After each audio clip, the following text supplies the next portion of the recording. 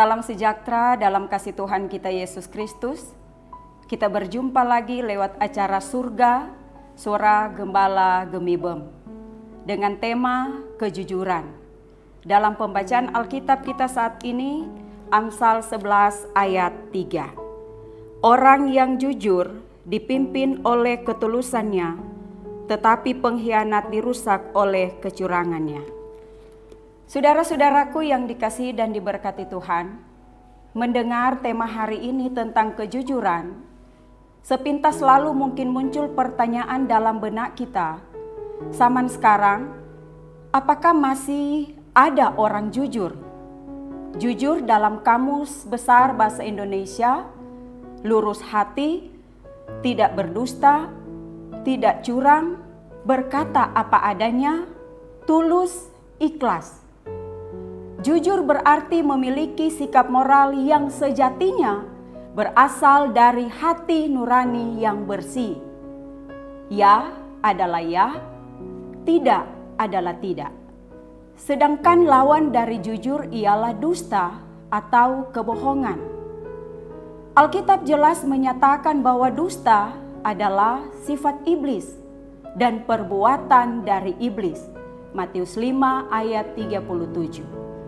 Jadi kalau manusia suka berdusta, maka manusia sedang meneladani iblis. Karena memang dusta merupakan karakter iblis. Sebagai orang percaya, berkata jujur atau berusaha hidup dalam kejujuran itu harga mutlak dan salah satu esensi Tuhan.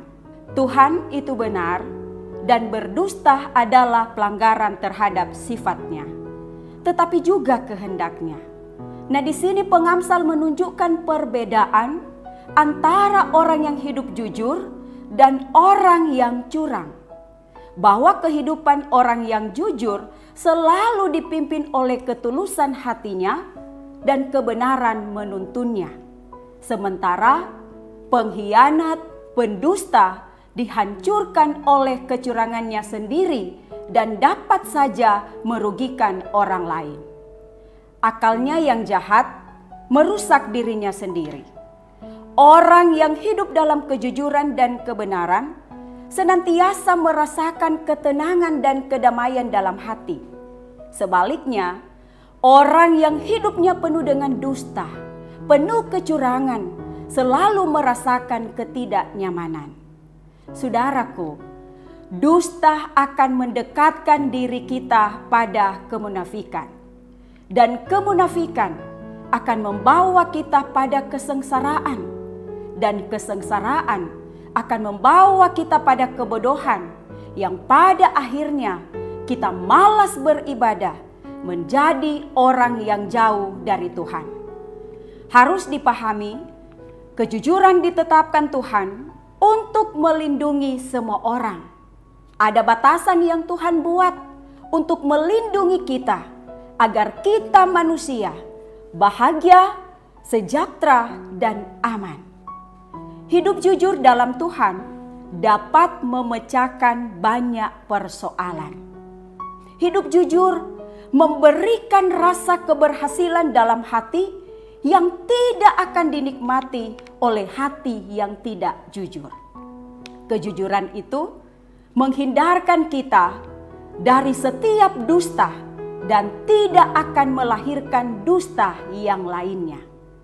Saudaraku, Tuhan melarang orang berdusta, mencuri, menipu, dan banyak kejahatan lainnya. 1 Korintus 6 ayat 10 memperingatkan bahwa yang berlaku jahat tidak akan mendapat bagian dalam kerajaan Allah. Karenanya, kita manusia berupaya hidup dalam kejujuran, lurus hati dan pikiran di hadapan Tuhan. Hidup dalam kejujuran berarti tidak mendapatkan sesuatu dengan cara berdusta atau curang. Hidup dalam kejujuran datang dalam diri kita dan hati kita di saat kita mengakui kebenaran Tuhan. Orang yang hidup dalam kejujuran dapat menumbuhkan kepercayaan dalam membangun relasi relasi dengan teman, relasi dengan pasangan, relasi dengan keluarga, dengan rekan kerja, dan banyak relasi lainnya akan berkembang dan utuh karena praktek dari kejujuran.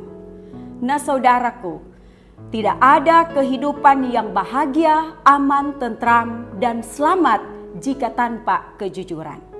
Kalau kita jujur, maka apa yang kita lakukan pasti disenangi orang lain. Akan tetapi, jika kita selalu berdusta, hati kita resah dan orang lain tidak menyukai kita. Sesama manusia saja tidak suka, apalagi Tuhan.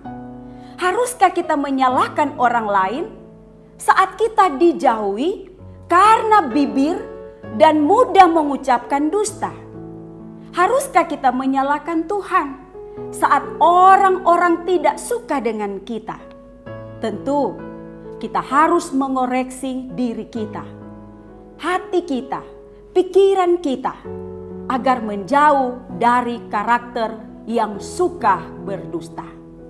Saudaraku, Salomo dalam beberapa amsalnya tentang berkat dari kejujuran menguntai bahwa berjalan dalam kejujuran mendatangkan rasa aman dan kudus.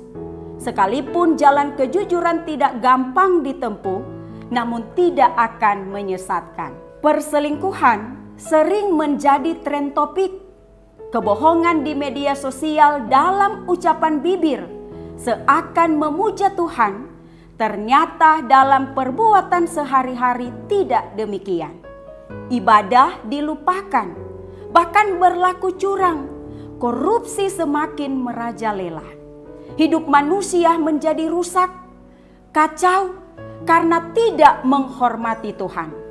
Lalu bagaimana dengan kita para pengikut Kristus? Apakah kita pun harus berkompromi dengan dusta? Berkompromi dengan dunia yang cemar ini? Jelas jawabannya tidak. Firman-Nya mengingatkan saya dan saudara, kalau orang jujur akan dituntun karena kebersihan hatinya dan kejujuran mempermuliakan Tuhan.